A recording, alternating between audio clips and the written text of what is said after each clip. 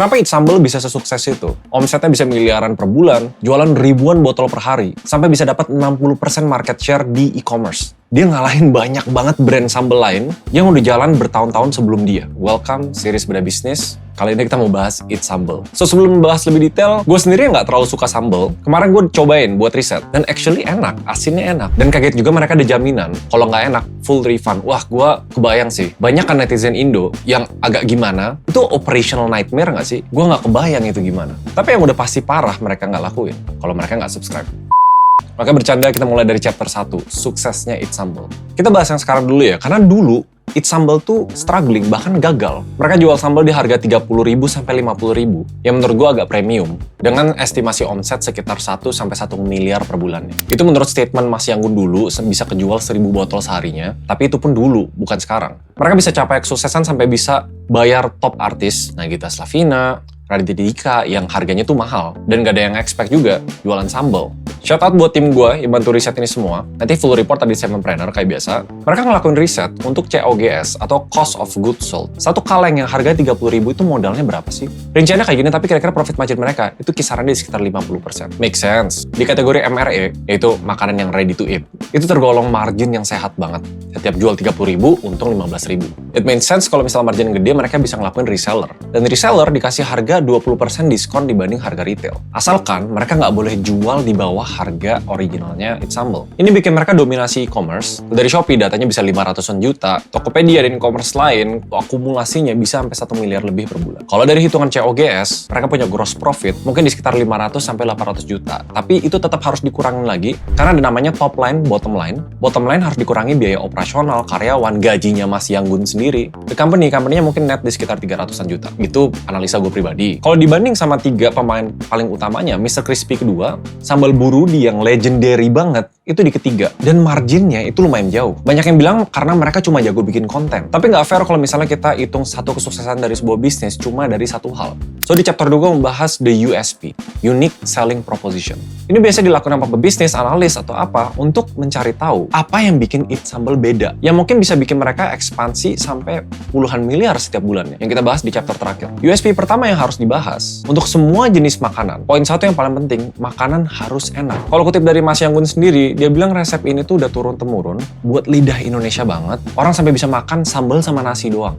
Mereka ngelakuin marketing gimmick. Yes, menurut gue ini marketing gimmick. Kalau misalnya nggak enak, semuanya full refund. Selama botolnya masih di atas 3/4, kalian bisa kirim balik untuk refund kalau misalnya nggak suka. Satu fakta mereka ngelakuin gimmick ini, karena mereka pede dengan produknya. Tapi kita nyambung ke USP yang kedua, organic marketing. Seluruh perusahaan di dunia itu mendambakan banget yang namanya organic marketing. Satu-satunya cara untuk marketing kalian bisa biayanya serendah mungkin dan bisa di-reshare orang, ditonton ulang sama orang. Kalau marketingnya bukan cuma jualan, and kontennya bener-bener bagus. Kalau kita lihat dari TikToknya Eat Sambal, konsisten di setiap video views-nya yang gede banget. Biasa analis tuh ngelakuin yang namanya conversion rate. Misalnya dari total views atau impression, diturunin berapa persen orang yang actually pengen beli, diturunin lagi berapa persen dari orang yang beneran beli. Sampai orang beli, biasa kisarannya tuh di sekitar 0, sekian berapa persen. Jadi ada cara itu juga untuk estimasi penjualan. Dan menurut gue ini salah satu secret sauce-nya mereka yang bikin mereka bisa dapetin Eat Sambal ke orang sehari-hari tanpa biaya besar. USP ketiga, kita lihat analisa dari COGS atau total biaya yang dibutuhkan untuk bikin satu kaleng Eat Sambal kan sekitar 50%. Banyak company di dunia itu biasa ngeluarin marketing budget sesuai dengan berapa persen gross revenue yang mereka dapat.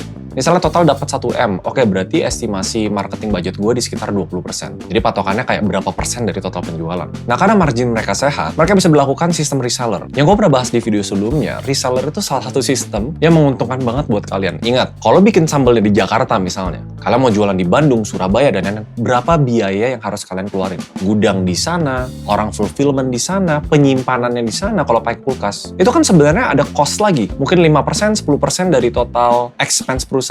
Dengan reseller, lu jual ke mereka harga lebih murah 20%. Tapi seluruh tanggungannya, orang yang kirim barang, kulkasnya, gudangnya, lu tiba-tiba bisa di seluruh Indonesia. Reseller bukan cuma dilihat sebagai marketing strategy, tapi dilihat sebagai low cost distribution channel. Gimana cara kita bisa distribute produk kita di banyak titik-titik di Indonesia tanpa kita keluar biaya yang gede di awal atau capital expenditure, capex. Sebagai bisnis online, this is a very smart move. Tapi sebenarnya gue sendiri nanya, apakah 3 USP ini cukup untuk mereka ekspansi sampai omsetnya puluhan miliar? Menurut gue belum tentu. For example, beberapa brand yang menang secara organik konten, balik lagi bergantung sama kontennya. Kontennya tuh come and go. Kalau misalnya suatu hari kontennya Mas Yanggun udah nggak kreatif lagi, atau udah basi lah dilihat orang, atau ternyata ada sambal lain yang lebih enak, ini satu hal yang harus dipelajarin. Apapun yang kalian ngerasa jago sekarang, jangan terlalu pede dan ngerasa bakal aman beberapa tahun ke depan. Sebelum kita bahas ekspansi, apakah Eat Sambal bisa dapat puluhan miliar? Kita bahas kegagalannya mereka dulu. Karena ini sesuatu yang kalian bisa implement juga. Sebenarnya Mas Yanggun atau Jansen Gunawan, salah satu co-founder dari Eat Sambal, itu udah mulai di tahun 2018. Ide awalnya simple, jadi ada resep sambal yang diturunin dari keluarga ibunya. Gimana caranya owner dari bisnis sambal sebenarnya nggak tahu cara masak. Mas Yanggun tuh awalnya nggak tahu cara masak, tapi akhirnya komit untuk belajar sama ibunya.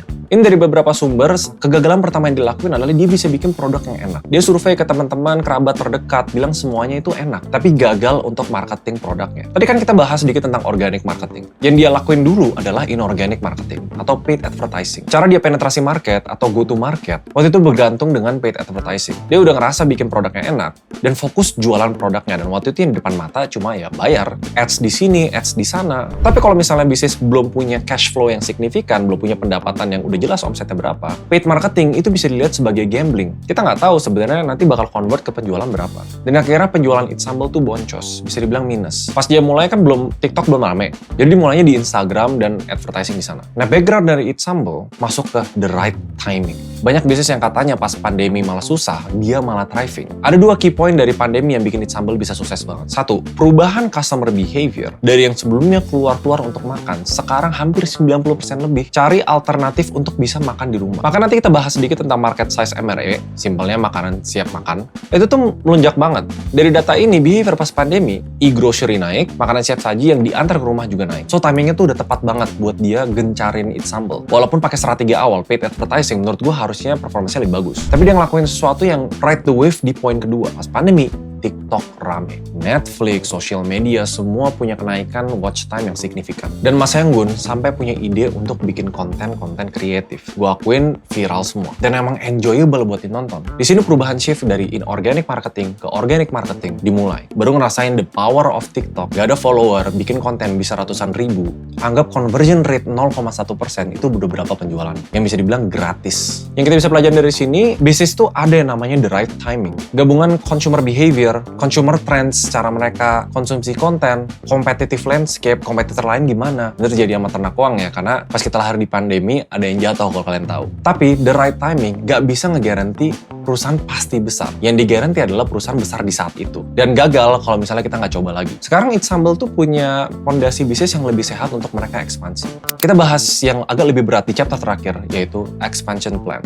Road to puluhan miliar per bulan. Mereka harus ngelakuin dua hal, horizontal expansion atau vertical expansion. Mendalami produk yang mereka punya sekarang, atau ekspansi ke produk yang lain, or ke market yang lain, mungkin di luar Indonesia. Tapi kita lihat datanya dulu ya. Eat Sambal masuk kategori MRE, yang secara size di Indonesia bisa sampai 112 triliun rupiah. Tapi sebenarnya itu nggak realistis, karena itu masuk ke makanan-makanan lain, bukan cuma sambal doang. Jadi cara kita turunin TAM, total addressable market, ke SAM, serviceable market, kita harus cari tahu, sambal itu berapa banyak yang makan. Indonesia itu peringkat posisi kelima di dunia sebagai konsumen yang suka makan sambal. SAM-nya, kalian lihat lagi, semua orang Indonesia yang kalau makan pakai sambal, itu sebenarnya serviceable market. Market yang bisa dijual produk Eat Sambal. Tapi kita nggak bisa samain yang harganya cuma 5.000 perak, 3.000 perak sekali makan, atau bahkan di bawah 1.000 perak, atau bahkan gratis kalau di warteg, dengan price point Eat Sambal di 30-50 ribu, yang menurut gua kategori middle, mungkin sedikit up. Totalnya bisa sampai 7 triliun rupiah. Itu hitungannya menurut asumsi. Feeling gua, sekarang tuh bisa di tahap stuck.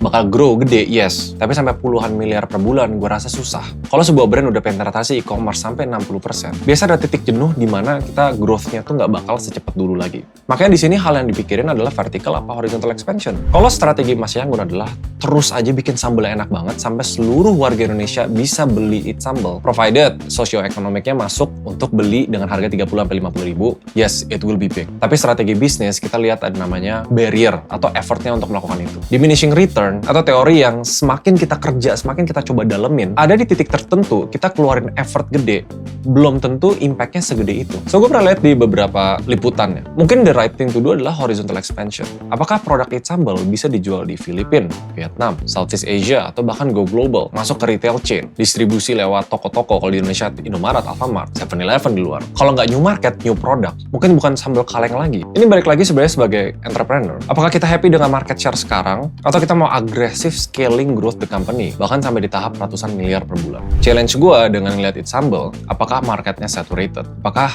effort yang dikeluarin untuk sampai 5 miliar, 10 miliar per bulan itu mungkin nggak sepandan kalau jualan sambal kaleng? Prediksi gue, step satunya mereka bakal dalemin market share mereka, make sure mereka udah sampai di titik jenuh di mana seluruh Indonesia tahu tentang It's Sambal dan udah coba. Step 2, sebelum penetrasi market baru, mereka mungkin coba produk lain baru yang bukan cuma signature sambal kaleng sekarang untuk tap market yang nggak dapet di sambal kaleng sebelumnya. Step 3, to get to 10 billion a month ke atas, mungkin harus penetrasi market baru. Market baru belum tentu cuma di luar Indonesia.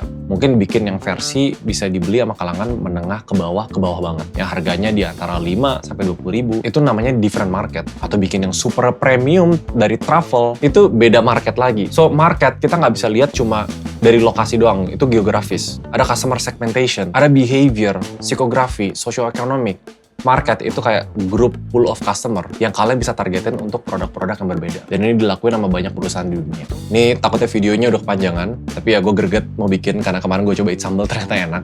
Aduh, gue gak suka pedes. Menurut kalian gimana It's Sambal? Bisa nggak mereka bener-bener dominasi market MRE di lini sambal sampai ekspansi ke luar negeri? See you guys in the next video.